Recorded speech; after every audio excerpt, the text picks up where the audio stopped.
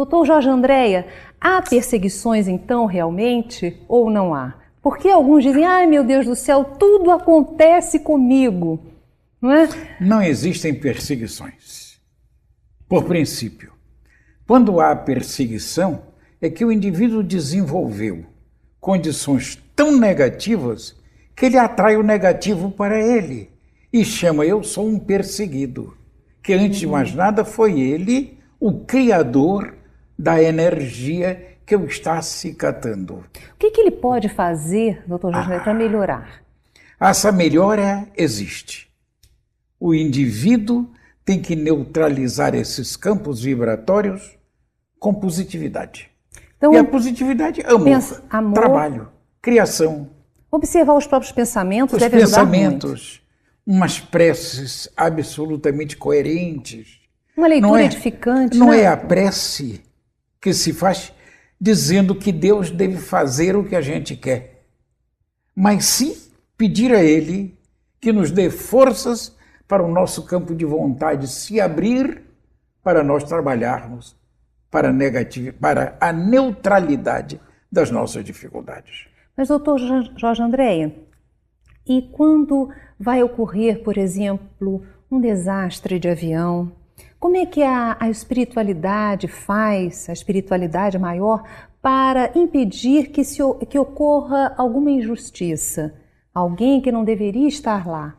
Como faz para impedir que essas injustiças ocorram? Isso existe, há sugestões e o indivíduo recebe aquilo intuitivamente, às vezes tão fortemente, que as coisas se dão como devem se dar. É uma proteção natural que existe a aqueles que estão merecendo a proteção. Eu acho que vocês estão entendendo o que nós queremos dizer. E mesmo aquelas pessoas boas, dedicadas, que acabam desencarnando, motivadas Agora, por isso, por causa do passado. Dentro disso, podemos considerar que nós estamos num planeta de expiação, onde muitos indivíduos reencarnam aqui, ninguém tem dúvida disso. Mas que tem indivíduos, vamos dizer assim, que escapam a essa possibilidade de se livrarem de desastres. E acontece entrar num desastre. Vamos dizer que o indivíduo morreu num determinado desastre. Uma bala perdida, por exemplo. Uma bala perdida fora de hora. Mas que ele, na estruturação, digamos assim, da sua vida, não merecia aquilo. E a gente diz, então isso é erro? Não. É a questão que nós colocamos agora do livre-arbítrio e do indivíduo viver sobre essa tempestade, primeira coisa. E segundo, ele vai ter um acréscimo fantástico de evolução, dando um salto incrível, porque ele parece, e temos certeza que ele teve dores que não mereciam. Digamos assim, ele deu um salto imenso na própria evolução. Porque acontece isso. Tem indivíduos que não tiveram aquela designação, digamos assim, fulano não merecia isso, até do mundo espiritual. Mas aconteceu uma coisa que escapuliu, digamos assim.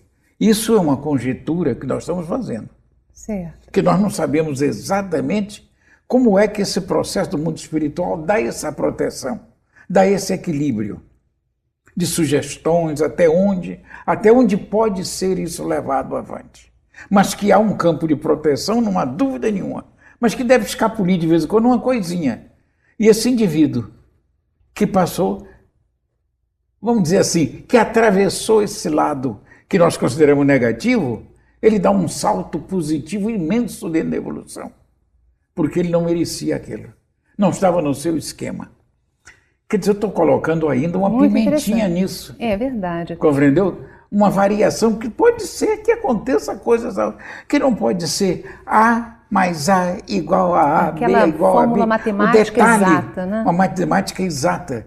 Tem que ter umas oscilações, que são as oscilações das nossas condições. Agora, mesmo ocorrendo isso, quando nós temos o ponto de vista da vida espiritual, tudo melhora. Porque sem dúvida. Nós sabemos que nós não morremos em realidade. O corpo morre, na realidade nem o corpo morre, porque ele é aproveitado, transformado pelas forças da terra. E o ser, a essência, o espírito continua vivo. Agora, tem uma coisa dentro disso tudo.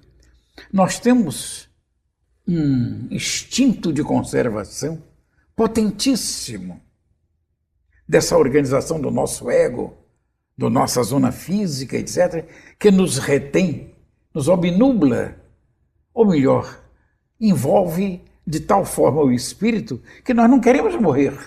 Ninguém quer. Todo mundo prefere ir até as últimas consequências.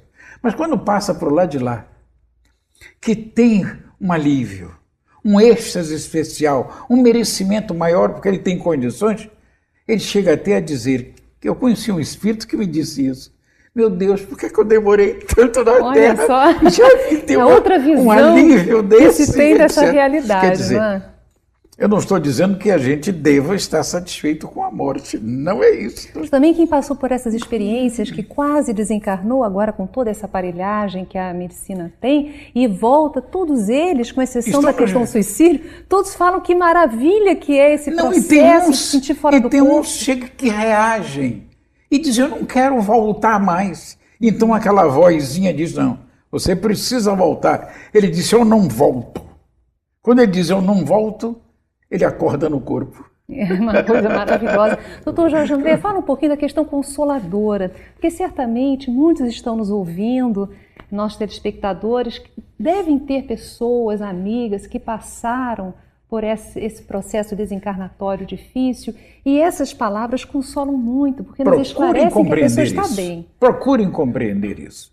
Fazer um esforço imenso, porque são indivíduos que estão não só realizando grandes coisas, como também avançando na evolução.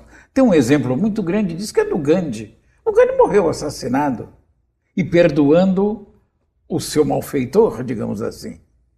Indivíduos que morreram também em condições imensamente graves, etc., mas que tiveram um alento fantástico. É porque nós estamos na carne, nós estamos no mundo das nossas dificuldades físicas. Então nós queremos uma mensuração física até para os nossos sentimentos.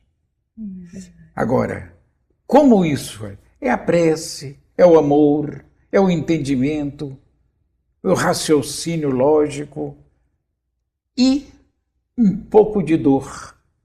Quando eu falo um pouco de dor é porque nós não livramos dela, a dor psicológica, a dor daqueles que partiram, que nós ficamos desalentados com os nossos amores que já se foram. É verdade. Agora, mas vamos ter forças para isso. Pois é só saber que os nossos amores não morreram, que existe uma separação vibratória, mas é uma separação temporária, isso já nos traz um alívio muito grande. Mas tem uma coisa muito boa dentro disso tudo, que eu não posso deixar de dizer, é a doutrina espírita, com a sua abertura, o seu holismo, essa posição de totalidade, de universalidade, englobando tudo, porque ela está em tudo, embora nem tudo seja dela, mas ela está em tudo. Porque ela pode explicar essas questões de uma maneira incrível. Tudo isso, né? Essas questões todas, são muito bem explicadas, muito bem realizadas, etc. Então nós somos espíritos imortais. E como? Não tem saída. E mergulhamos na carne costumeiramente, posso dizer assim? Constantemente, nesse rosário reencarnatório. Há uma necessidade de estarmos encarnados, doutor? Sempre. Pelas conquistas, pelas experiências, pelo apagamento temporário, realizações sem as medidas contentoras dentro do nosso plano de educação, de possibilidades, que são realizações, né? E essas são muito válidas. Porque as realizações na carne vêm sempre acompanhadas de dificuldades, de dores, principalmente no planeta de expiação. Mas nós estamos saindo lentamente disso, hein? É verdade. Daí essas grandes transformações, esses ecos dolorosos que o mundo está observando.